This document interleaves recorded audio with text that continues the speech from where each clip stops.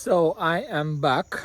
I'm gonna call this part two, and this section I'm going to be giving my testimony um, as to what I am called to do. I'm gonna give you some background information. Um, I try to be as concise as possible. Okay. So as Yahuwah leads me. So basically, well, I am Jamaican, grew up in Jamaica until the age of 16. That's when I left Jamaica. Um, yeah, I attended Glengolf Secondary High School. They call it high school now. Yeah, the Glengolf Secondary High School, whatever they call it now. I think the name changed a little bit. And then I left here in 1988. I remember the exact date. I don't know. Well, I'm traveling to America, so for some reason I remember the exact date. I'm not that great in remembering exact date. May 28th, 1988. And then right after I left Jamaica, there was, I think, the storm or hurricane that was called Gilbert during that time. Yeah. So I've been in the United States. I didn't go to high school when I left Glengolf. I left when I was in grade 10. Was a prefect back then at Glengolf Secondary, and then I went to the United States. My sister at that time, my elder sister at that time, she advised me and to take the GED, and because if I went to college, it would have only been 1 year for me to graduate. But if you get involved in the U.S. system, they would have set me back a little bit further. So I would take evening classes to take the GED. And oh boy, I thought I was a little bit smart when I was in high school back in Jamaica, but for some reason, I don't know what happened.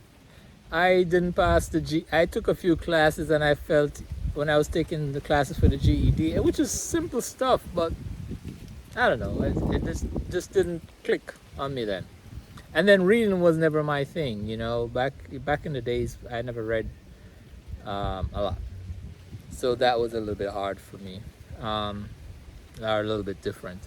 I think the difference was, you know, sometimes we learn a lot of words in Jamaica, and we use those words, but in the United States, they tell you that to stay away from the dictionary.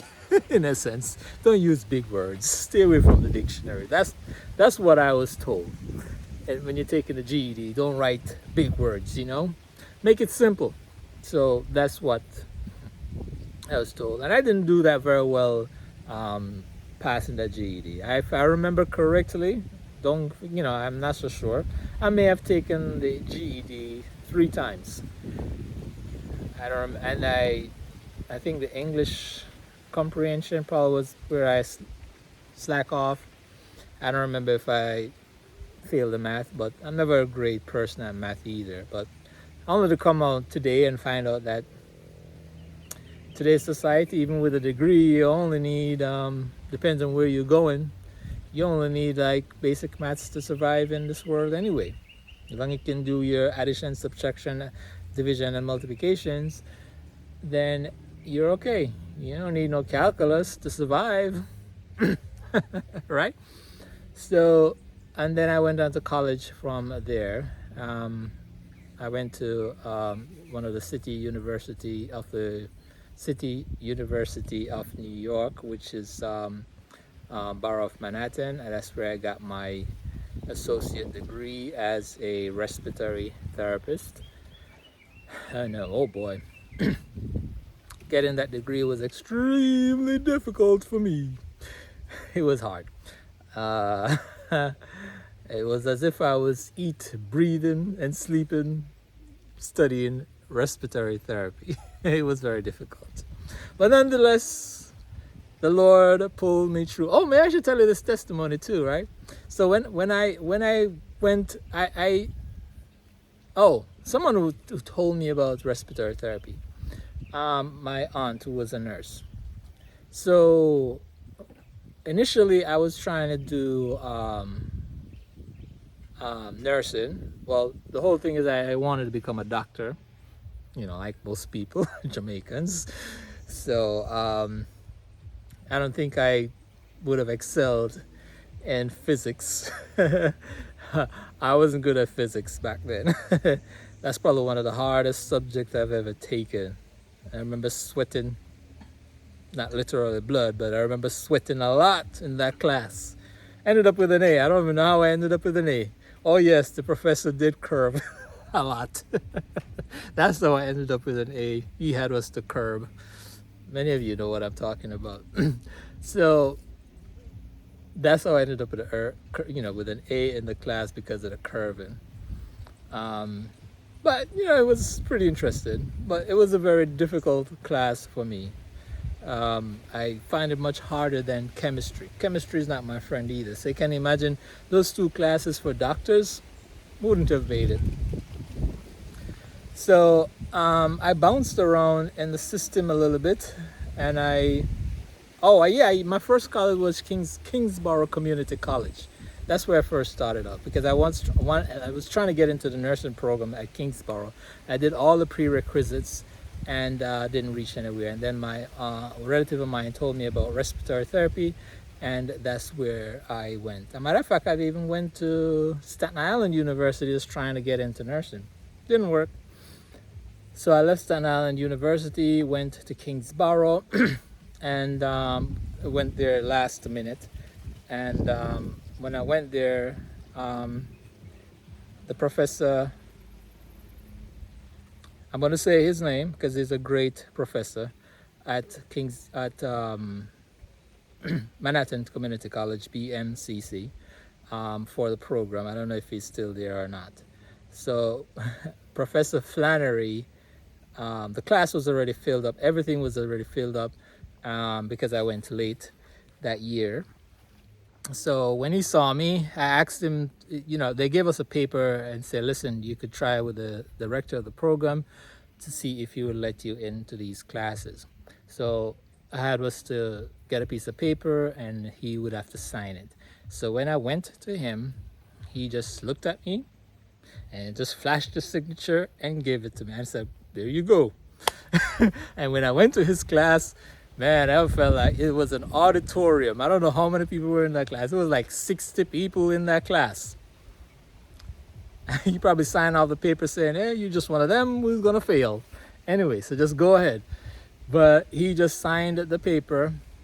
And looking back, I knew that was Yahuwah. I didn't know it then. But he just look at me like, just sign it. He didn't even think about it, signing that paper. But when I went to his class, there were like over 60 people that was in his class. And he told us, listen, many of you are going to fail, point blank. Many of you guys are going to fail.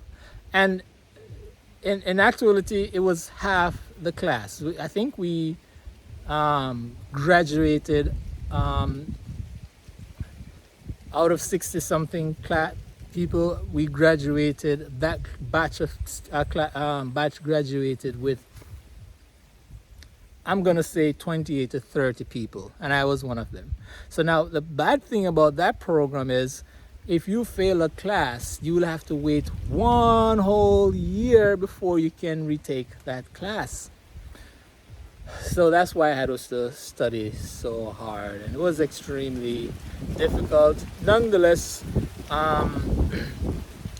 I really appreciate that degree because it has made me who I am today, and it has given me a lot of footings. It has laid a foundation. That education has laid a foundation for my life. All right, until around 2016 or 2017, I don't recall exactly, but somewhere around there, that I got the revelation that I should be doing his work. And when he called me to do his work that time, I realized it was serious, and I had us to make drastic measures. As a matter of fact, I was just coming out of a divorce around that time. So I'll go into that a little bit. So just coming off a divorce, and then got the revelation that I needed to study his work, read the Bible, do a lot of stuff. So when I was doing all of this stuff, I can't remember exactly when, 15, 16, 17, somewhere around there. When it finally hit me, at the moment, I was just telling my friend here, Audley, that I cried. And the reason for that, for me crying, I didn't tell anyone about my story. The reason for me crying was because I knew he revealed part of what I had was to do, and it was then and then I realized that we had no time left. I'm going to use those statements. Time is relative. Time for you and time for me are two different things, okay? 10 years for me, maybe no time. 10 years for you, maybe a lot of time. Now, I've told my family that the earth was going to end, as I mentioned in the previous thing, that previous portion, that what the Lord has revealed to me, because there was such a sense of urgency that things are going to escalate, the world is going to end, and it's going to end really fast. Things are coming to a closure. So now that was within my spirit. And I told them that, and I had to get stuff done and all of these things done. So, and I had us to come to Jamaica because that's where my spirit was leading me. And so I had us to leave my family there in Jamaica. My mother and my father, they're still there in the United States. I have a daughter.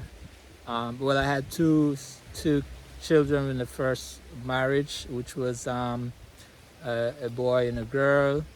My son, unfortunately, died. And I'll go into that a little bit at some point. So I still have my family there in the United States, and I also have a family here in Jamaica. I don't really have any close relatives here in Jamaica.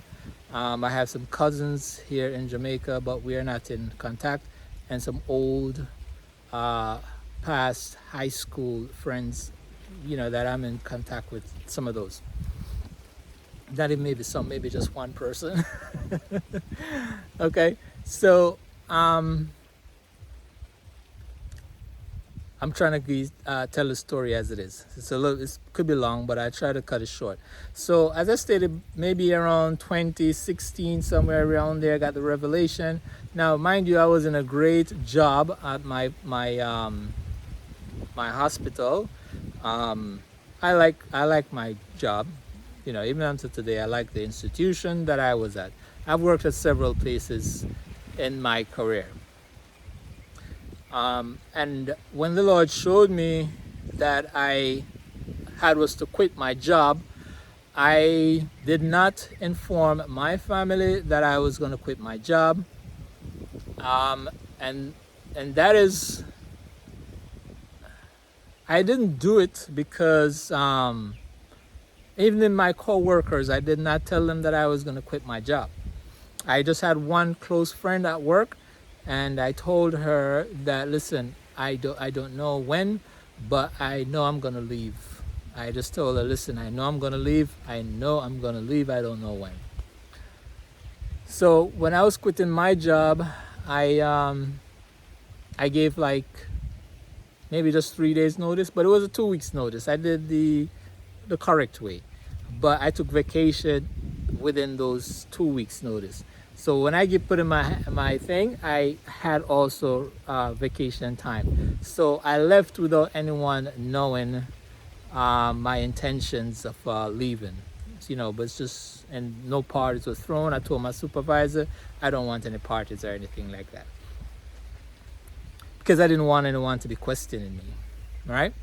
And I did it because when you're making decent money or good money, some people may say, money is relative.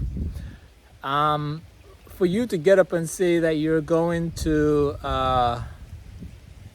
the Lord has called you, Yahuwah has called you to do His work, and you're going to get up and leave your job and your family, even though it states in the Bible that, listen, you should do these things, Christians themselves come against it.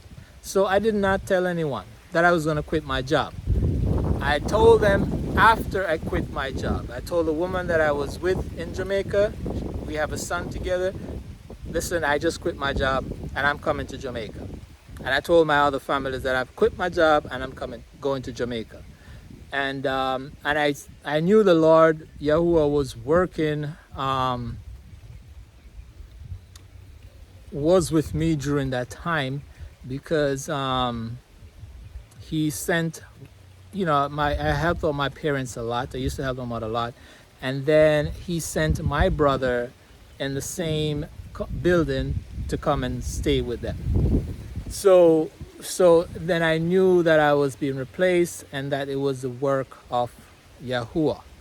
So fast forward to that, I came to Jamaica. 2018, I quit my job in the early, maybe February or so. I quit my job, and then I came to Jamaica with a sense of urgency. I did a fast up in the hills, in the place that I grew up, and then I was up there for many days, way past where most people. I went beyond the time of fasting without food and water, up in the hills of Jamaica. So for then, people start calling my family in the United States that I'm crazy and whatever. I am crazy, and they couldn't get me out of the hills. No one can get me out of the hills. But anyway, the woman that I'm with right now, she came out and they dragged me out of the hills reluctantly. But I was sick. I admit that I was getting weak at that moment. But I had no intentions of going to the hospitals. I know that I could rehydrate myself and everything was fine. But they dragged me into the hospital and I refused to get an IV done. And but I was drinking. And they took me to the psychiatric ward. One of the doctors said, "Who do you think you are? You think you're Jesus Christ or something like that?" Anyway, so I refused to do their IV. And at some point, they couldn't come up with a diagnosis of me or whatever. They keep on going back and forth. And I was still in the emergency room, maybe if you do 1, 2, 3, 4 days, I don't remember. But I was just drinking and I think I was eating too, I don't remember. Mostly drinking though. And I walked out of the hospital then. I just told them I wanted to use the bathroom, and I just walked out of the hospital, went in front of the hospital, get a taxi to Halfway Tree, and was trying to beg some money to go home. Didn't have any money on me. And then the lady I'm with, she came and she somehow found me at a Halfway Tree. And then we went home and I had some food, drink soup, and then I recuperate from that fasting. It was maybe almost, I don't remember, I don't keep it. It was almost 2 weeks. Don't do it, okay? Not recommended. But nothing happened to me. Everyone was thinking that I was gonna kidney failure and all of that stuff. No, nothing really happened to me. And then I recovered, and then I you know what, I can't remember. I don't really remember if I went to the United States to do my taxes in 2019. I don't remember. But I went to do my taxes in 2019 for the 2018 taxes. And then I was supposed to stay like 2 or 3 weeks. And after finishing my taxes, like somebody says, my spirit says, get out of the country now. So I listened to that voice. I called up the airline and I said, when's the next flight out of New York? And like they say, Monday coming. And I said, okay, book me for that day. So I booked that time and I just get out of New York. And within the following week or so, there was a lockdown, okay? So, and I've been in Jamaica since 2019. I did not go to my son's funeral. And for that, my family, everyone is basically against me for not doing that. And it also cemented into them that I am also crazy, because how dare you did not go to your son's funeral. Now, even though I did not go, it was on a Sabbath and I took a stance not to go. And also I believe that Heavenly Father was saying not to go. And retrospectively, at some point, even though this is the son that I love, this is my first son, loved him dearly. I mean, this is somebody that my daughter, even though, she was the first, my son was a little bit different. I guess when you have a son as a man, it's a little bit different than having a daughter, even though you love them both. But it's a little bit different feeling, because I remember the time when he used to sleep on my shoulders and we would just sleep together. It's a beautiful feeling. I don't think I had that same bonding with Lori at that when she was much younger, because Lori, maybe I was a little bit scared to hold her as the first child. So it's a little bit different. Still love both of them, all right? And if Lori, if you're hearing this, no, okay? So the love that I have for both of them, it's there. So I did not go. And I know a lot of people, including my ex, mother, father, and everybody, thinks that I was crazy and not going. But spiritually, I'm just going to say this, spiritually, I know why I did not go, but I cannot elaborate on that. The Yahuwah shown me there was absolutely no need for me to go. And this is because of something that happens spiritually. Now, to be honest with you, in all my belief, I believe that the Lord was going to raise him from the dead. Plain and simple. But it didn't happen. But I believe to the end. I believe when he was sick that God was going to, Yahuwah was going to make him better. I believed all of those things. But that was not his fate. Even though he took the vaccination and that's what killed him, I'm not blaming anyone. All right? I don't want to think that I'm blaming anyone except the government. But that's what took his life and has taken a lot of young people's life. He was only 17 years old. All right? And this would have been, now would have just been 1 year since he has passed. Maybe 2 weeks ago to 1 year. Yeah. So, so that's something that I had was to deal with. Very traumatizing. I prayed and I prayed and I thought the Lord was going to, have him recovered, and it didn't. But what he showed me in the spirits was that the moment he went to the hospital and he was sitting, and then the moment he left the seat, he went to the bed, and the moment he went to the bed, he passed. And they did CPR for over 1 hour, cracked his lungs, his chest, everything. And then they had him on a ventilator for maybe a few days after that, and there was still no life. But what the Lord showed me, even though he went through that traumatizing event, he yanked his soul at that exact moment that they started to do this compression. So he experienced no pain whatsoever. All right. Hopefully my daughter and ex hears this. William experienced no pain whatsoever because his soul was yanked immediately. All right. And there's another part to that story which I cannot divulge. All right. Spiritually. And that would be a parable if anyone wants to think about it. Okay.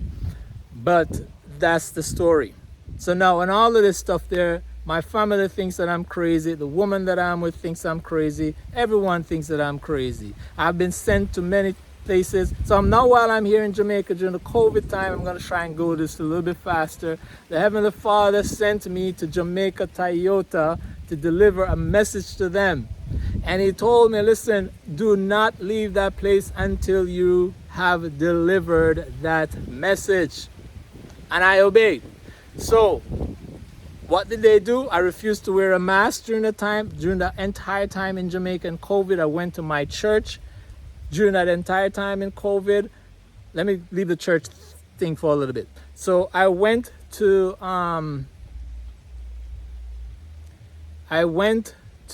Jamaica Toyota to deliver the message to the CEO. They told me the CEO was not around and that I can't stay there, but I insist on staying there. They said he was going to be there like 5 o'clock or whatever in the evening. So I waited. And then they called the police on me, and I resisted the arrest of the police. We went to the confrontation. The Lord said, listen. And I resisted the arrest. No, they charged me for assault of the police officer. They said in Jamaica, anytime you resist arrest, it's automatically an assault on the police officer. So I resisted the arrest. I was taken to prison that night. I spent the night over in the prison. I got bail the following day, and I had a court date I don't remember when, maybe it was a few months later on. And when that time comes up, court date came up, I refused to wear a mask in court. I emphatically state that I'm not going to the court with a mask. So on that day, I had a particular time. Let's say 9 o'clock. I was there 9 o'clock. They waited until the evening of when the court was almost over, and they escorted me in. They sent a police officer to escort me in. I went in without the mask, and the judge insisted that I wear a mask in her courtroom. And I screamed out, I will not wear any mask. I'm a free man. And she screamed back at me, said, I shall remand you in custody. It was a female. I am going to remand you in custody. Send him to prison. And that's the psychiatric prison. He's crazy. Send him to prison for XY amount of time. I don't remember how many times. So I ended up in prison because of that situation. I spent certain times in prison. I don't remember the time, guys. But let me go into that. I went into prison, and it was one of the worst nightmares I've ever experienced. I almost go crazy in there. They think that I was crazy then? Hey, end up in prison, almost go crazy. The bed bugs, they had bed bugs in there. We call them chinks or chicks or whatever in Jamaica, right? And those things, every time I would try to get some sleep, they were like, Ing! They bite you. When you bite you feel them all over. I could not get any sleep for 3 days. No sleep in the prison institution for 3 days. And like the fortnight, I was killing these things. You look in front of my cell door, there were so many bugs. Maybe a handful like this. They're tiny bugs in there, and I stayed up all night killing them, thinking that I could eradicate them just to get some sleep. I did kill a lot though, but I couldn't get them out. And between the 3 or 4 nights, I got a little bit of sleep. But when I was getting that sleep, it's like I got some attack from a spirit or something.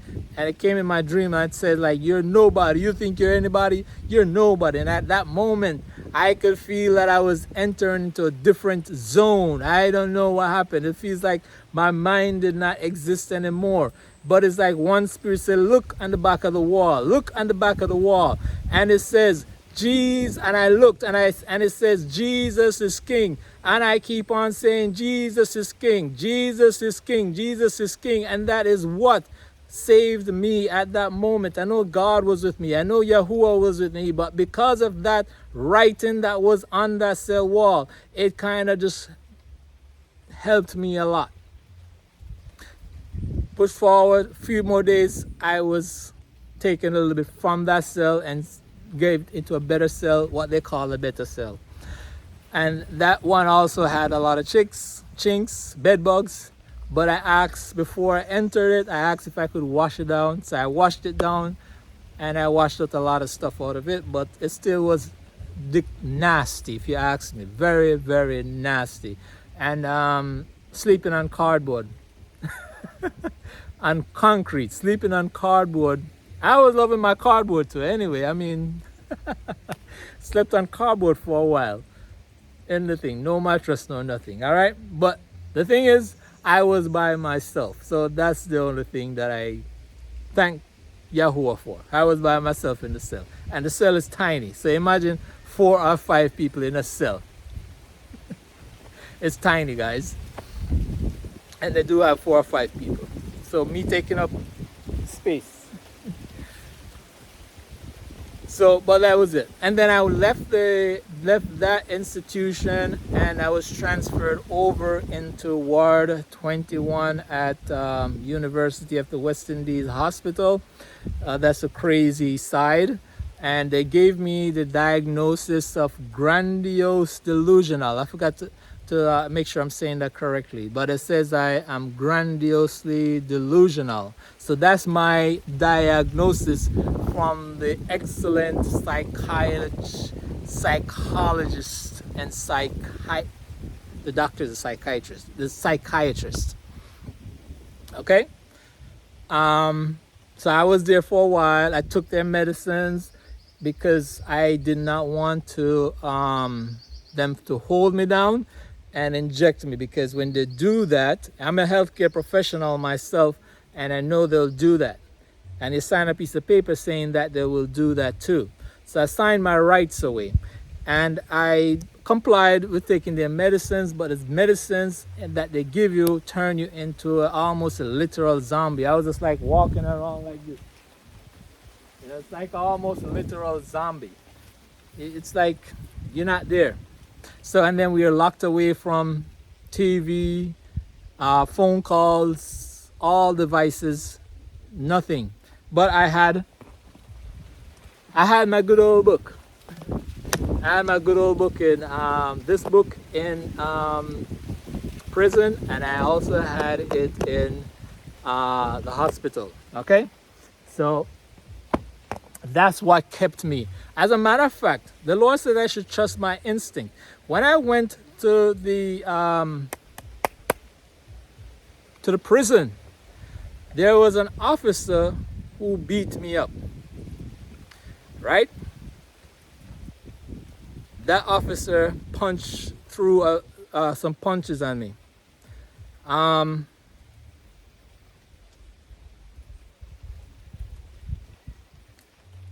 Now, and I never looked into it, but I heard someone in that office died. I don't know who his name was, but I heard someone in that office died.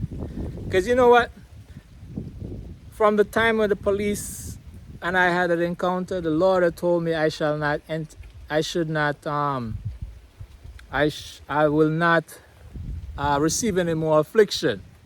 So the fact that the police placed his hand on me, or the security guard placed his hand on me, I know in my spirit, when they said this person died, in my spirit, it was saying it was him. I don't have any concrete evidence, but I do believe that when I was leaving there, I should have asked, because where his desk was, it was empty when I was leaving the prison. I do believe that the man that placed his hands on me is no longer.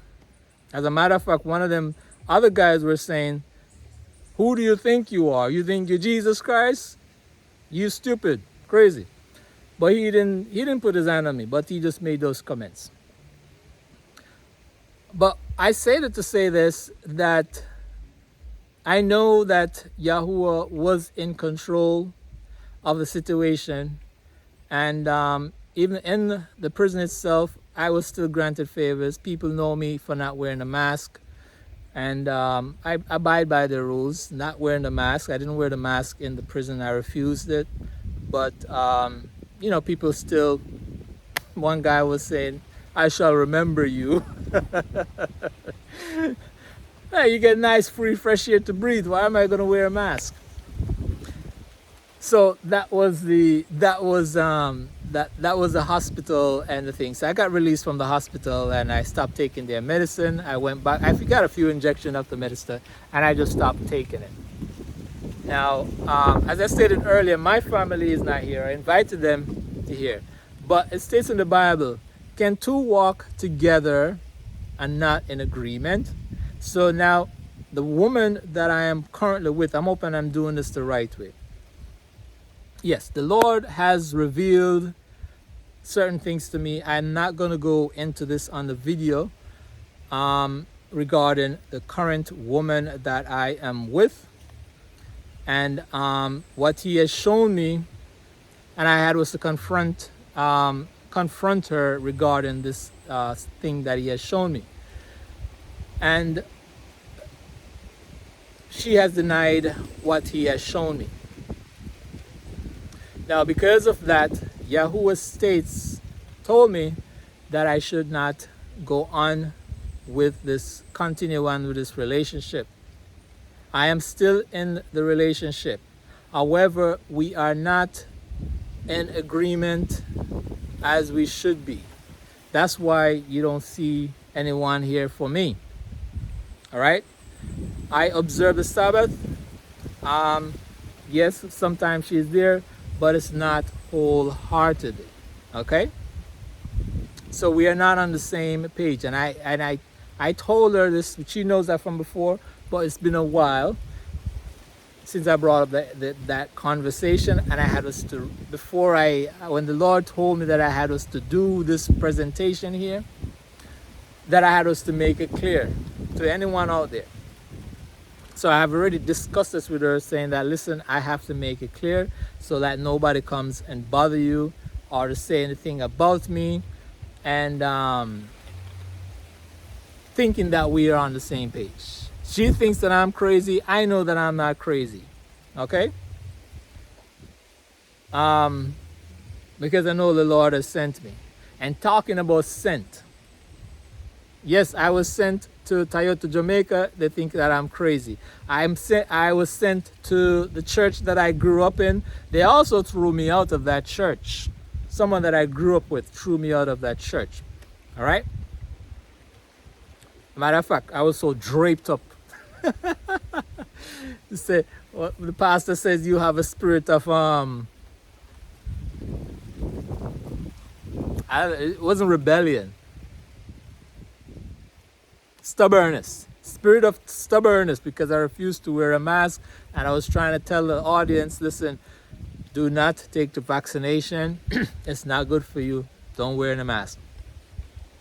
So I had a spirit of stubbornness. So I was thrown out of that church. Very humiliated. Everybody was like getting in the spirits and doing whatever. So I was humiliated at that institution. I remember walking out there with 1 foot of shoes on. But I went back inside. I was literally thrown outside the church. They grabbed me up, manhandled me. Matter of fact, the time when they manhandled me, I was fasting from the day before. So I still had a lot of energy back then. Still had a lot of energy. No food, no water. I think I had 1 day or 2 days without that. I don't remember. because I don't hold grudges. I don't really remember the whole story. So, but they literally threw me out of the church. Get up. And I think I went back the following Sunday. But that was it. That was the last time that I went back to that church. Because they said, God did not send you. And speaking of that, there was I'm also sent to another church within this community here, and recently, and they told me that they said that the Lord did not send me. So I have been rejected by so many. I'm used to that by now. And as you can see, there's no one here except for Audley over there. The owner of this complex. I'm gonna make you guys meet Audley. Audley is Audley, as a matter of fact, Audley should come over here now. Audley is another crazy person that the Lord has hooked me up with. Okay. When I was talking to Audley in front of my house, my woman, by the way, guys, I use the word woman, wife, or whatever. I'll get into another situation. I use the word woman because I don't want to use the word wife because of all the contamination with those words. That's another story. So I said, my woman told me, called me up and said, listen, do you know the person that you're talking to? I said, yes, of course I'm talking to him. She doesn't know him. And she said, somebody told her that he's crazy if I know who I'm speaking with. That's what the person asked her. And she said, the person said that he's a crazy person. So that makes two of us. And a matter of fact, I'm crazy and he's crazy. So two crazy people together. And the Lord has put us together, right? So that's two crazy people that the Lord. Now Audley is a different person from me. And I know the Lord is working with him. As a matter of fact, I'm going to tell you this. He is a very powerful person within the spirit, in the spiritual realm. All right? So we cannot judge people. He's a very powerful person. The Lord has shown me who he is, but I haven't told him anything yet. I'm not want to tell him anything yet. He's over there listening. I don't want to tell him anything yet. But the Lord has shown me who he is. And I'm going to go into that a little bit as to who the time where time is concerned. Or I just said who he is, right? I'm going to go into that. You know what? Let me just touch on the subject a little bit. The Lord has showed me who he is. And I'm going to touch on this subject and say what it is. The Bible speaks of reincarnation. The word is not in the Bible. The word reincarnation is not in the Bible. Also, the definition of reincarnation means that you come back and you go into an animal, and what your spirit goes into an animal or whatever. That is not true. God, Yahuwah, sends people back to the earth. And as we were having this conversation earlier today, that now is the time that Yahuwah is raising up his army. And the army that he is raising up are people that are in the Bible. Not everyone, a lot of them, right? Because people are placed in different times, right, throughout the earth. So oddly, he's raising up. And God, Yahuwah, has shown me there are many other people within this community here that he is raising up. And these people are important people in Yahuwah's army. Okay? So I say that to say this, that we are here for a purpose, and we are here to rebuild when the time comes, because Yahuwah is gonna raise up Josephs to fight for his people, because a lot of people are not going to listen to us. So therefore, we're going to have to provide for them. Audley is a farmer. The Lord showed him, listen, you need to farm, right? So if you look, I'm going to show you all around. This is a farmland. You look behind me, there's coconut tree, and as far as you can look. So the Lord has already given him a duty to do, and that is to farm. He's going to provide land for him when the time comes, and he has to farm up that land for the people who are not going to take heed, because the people will have to run to the certain people to be fed. And as I said, there's going to be starvation in Jamaica, and there's going to be starvation in the world, and many starvation, because if you notice the war, the United States is bombing the Houthi, because the Houthi, I think I'm saying the right word, hopefully I'm saying it correctly, are preventing ships from passing through. So all of this thing is going to cause shipments of food. So if you don't have your own thing, you're going to starve. And I said this to someone very close to me in Jamaica, as a matter of fact, my woman, and she said, oh no, that will never happen in Jamaica. But it's not my word, guys. Yahuwah says some people are going to starve out there if they're not following his precepts and commandments. They're going to starve. And I can see why. Because there's going to be a bottleneck of food or shipments of rice, flour. We don't grow rice and flour in Jamaica to feed the nation. Even if we do, I don't know. But we don't grow rice and flour in Jamaica to feed the people.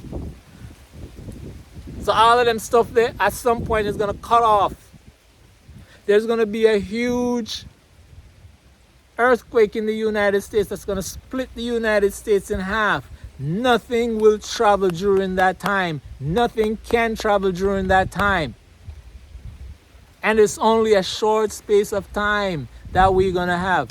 When the Lord tells me to rebuild where I'm at right now, we are going to have just a short time, short, very limited time to do whatever he wants us to do, to get food in for the people, to supply. That's why he calls us Joseph.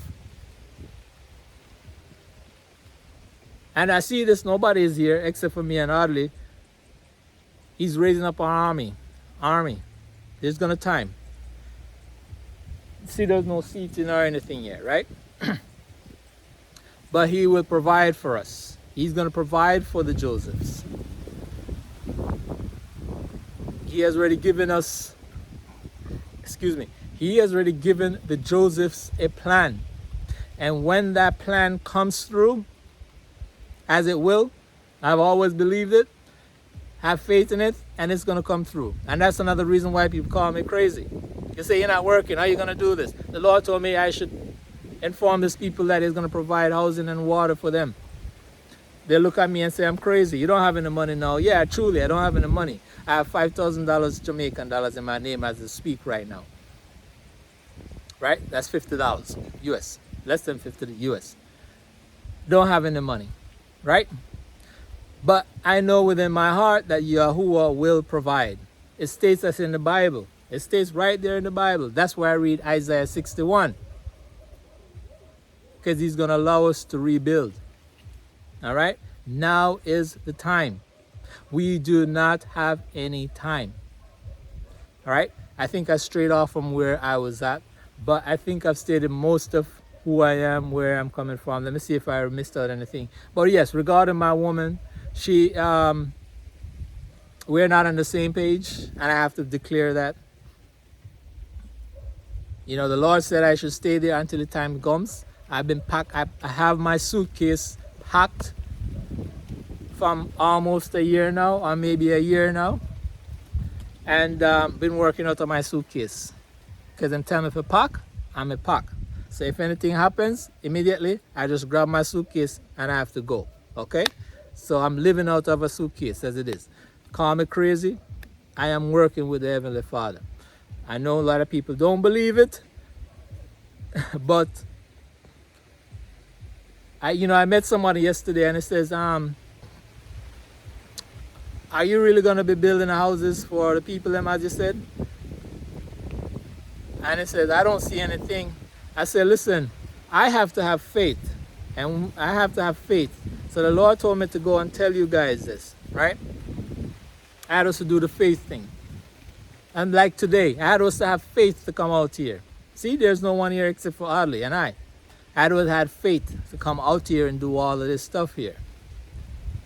So we have to move whenever Yahuwah tells me to move. And as I stated before, I don't always obey, but I try to obey most of what he says. Okay?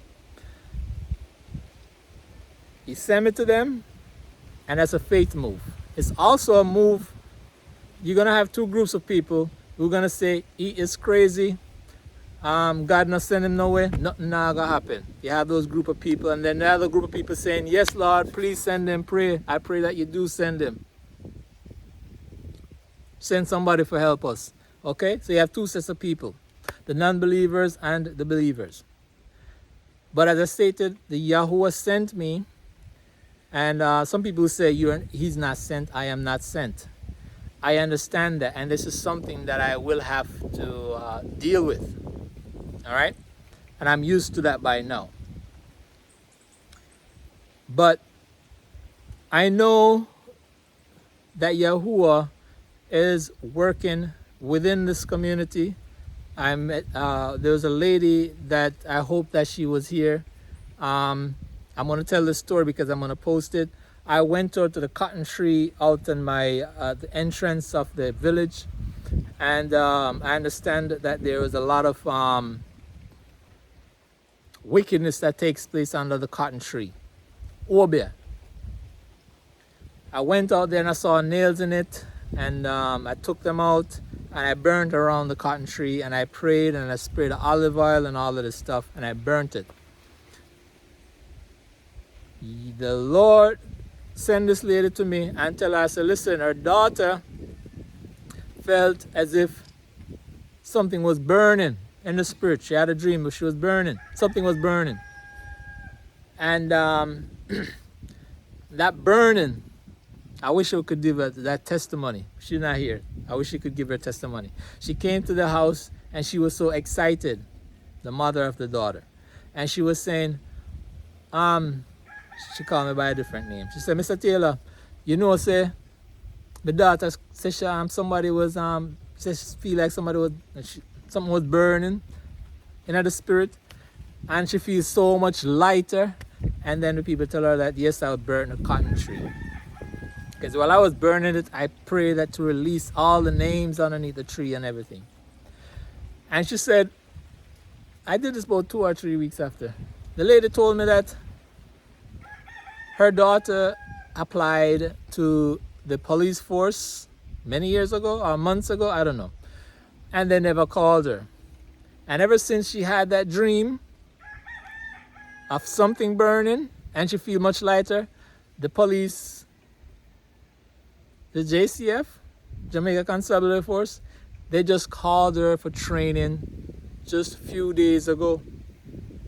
So, and then you have some people who say that I'm an Obia man. A lot of one person came and attacked me for going under the tree, and said, "What you doing underneath the tree? Only Obia people go underneath the tree." But I said to her, I said to this person, "Say, listen, you saw me in the tree like 1 o'clock during the day or 2 o'clock, somewhere around there. What time do you generally see Obia people underneath the tree? Night and morning time, right?" I said, listen, I have nothing to hide. I videotaped the whole thing. So I know that Yahuwah is working. He is doing a marvelous work. I can't see everything that he is doing, but it tells me that my voice can heal people. I may not be able to see it until people come forward and bring their stories. And that was one of their stories. He sent me out there. Maybe see people say I am not sent, but I was sent to burn the witchcraft associated with the cotton tree. I'm not burning down the cotton tree because the cotton tree is nothing wrong with the cotton tree. It's just people wickedness. All right. So I burnt around the cotton tree to burn out the spirit, and when I was praying and all of that stuff. So now I know I have confirmation that someone was released. Someone's name was released from under that tree. All right, and I'm very excited for that testimony. I wish she was here to tell of that testimony. So I know that Yahuwah is working, even though sometimes I can't see it. Sometimes I get discouraged.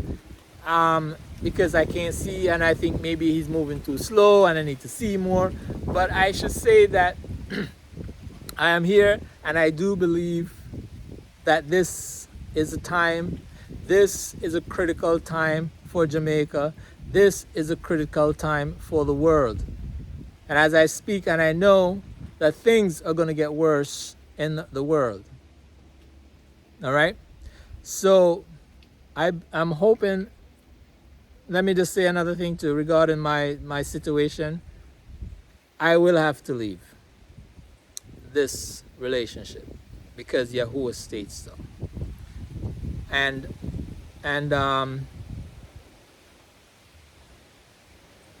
this person has been a great person to me.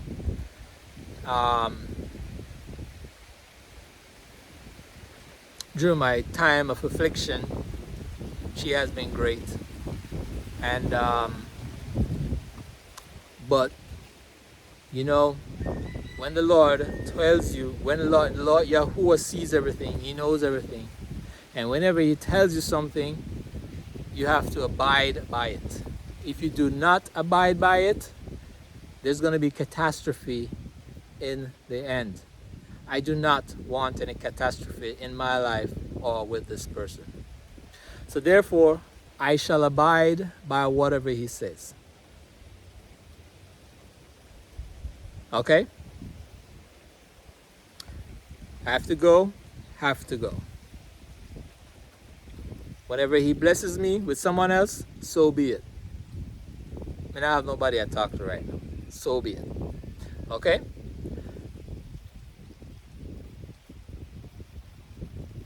That's what I have to make clear to anyone who sees me and doing His work. That would make two relationships that had was to go. All right? So, and it's just my life. I guess it's something that I have to go, but I'm not, whatever happened at that moment, I was angry. Whatever you revealed to me was angry, and I forgive, and I move on, and it said that I have to move further on, and I will move on whenever He gives the okay. All right? I'm not passing any judgments. Whatever I have to say is coming straight from Yahuwah. Also, I know I'm working within my testimony. Part of my testimony is that within this community, He has sent me to criminals, sent me to 2 criminals, well, 3 criminals. One of them was, no, I don't call them criminal, right? Well, one of the person is a raking havoc in the community by stealing goats. So that person had us to give them a prophecy. They didn't like it, and their family don't like it. Had us to give another person a prophecy telling him who he has killed in this community, and also another person had us to give a prophecy and a warning to them of who they have killed. They're still roaming around in this community. The Yahuwah has sent me to the family of one of the person who experienced the death in their family, and I spoke to that person because he had sent me to that person. I do believe that something will come of it when the time comes. From what I understand, I'm not 100% sure. A retribution will not come until after I leave, because as it is right now in this community, people don't really appreciate me. Some people don't really appreciate me. And so there's a saying in Jamaica, you don't know the cow don't know the use of his tail and just chopped off. So maybe it's the same thing that's going to happen here. I'm going to have, I know that there's a limited time for me here in this community that I have to do. And maybe also in Jamaica, because my, most of my, from what Yahuwah has shown me, most of my work will be in the United States. So my time here in Jamaica will be limited, and also my time in general will be limited. Whatever time you want to say, I am not going to give you any time, but I have an idea, but I shall not give you any time. My ministry will be limited when the time comes when I start. Um, but that's what it is, and that's how it's going to be. Um, Thankful for everyone that has been in my life, especially the woman that I'm currently with that I have to vacate. I want to say thank you. If you should run into this video, you have, regardless of what happened, you have been a great person to me, and we have a son together, and I'm not passing any judgments. I know that you have been great, and I really appreciate what you have done for me. Sometimes I can't concentrate on the bad things, but concentrate on the good. Sometimes as we move along. All right. One bad thing should not, they say one bad apple spoil the whole bunch. That is true, but sometimes we have to also remember the good things and not let that one bad thing take us off course. All right, so I just want to thank you for everything that you're doing. Even up until this moment, I appreciate you. All right, so I'm just following the will of Yahuwah. Gotta go tell my family, and I think I have stated or cleared the air for now, and I'm going to end it here. I don't even see Audley, but anyway, if I do, I don't see Audley right now. Let's introduce it to Audley. Audley, you want to come and say hi?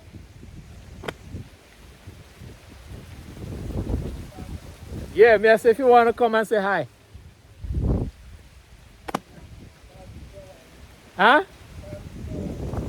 All right, himself will pause it. So I will pause it and then probably just do a part 3. Audley is a great person. Audley is not your regular typical Christian. I use the word Christian, but he is a follower of the Bible. Do as the Bible states. It's not going to be, we don't go by the religious spirits. We try to stay away from religion. All right, but we know everything as Christians, so therefore we're going to say that we are Christians, not to cause any confusion, but we are followers of the Bible. When the time comes, we will be doing the everything according to the Bible as much as we can. All right, so I'm gonna pause it here. Yeah, comfort.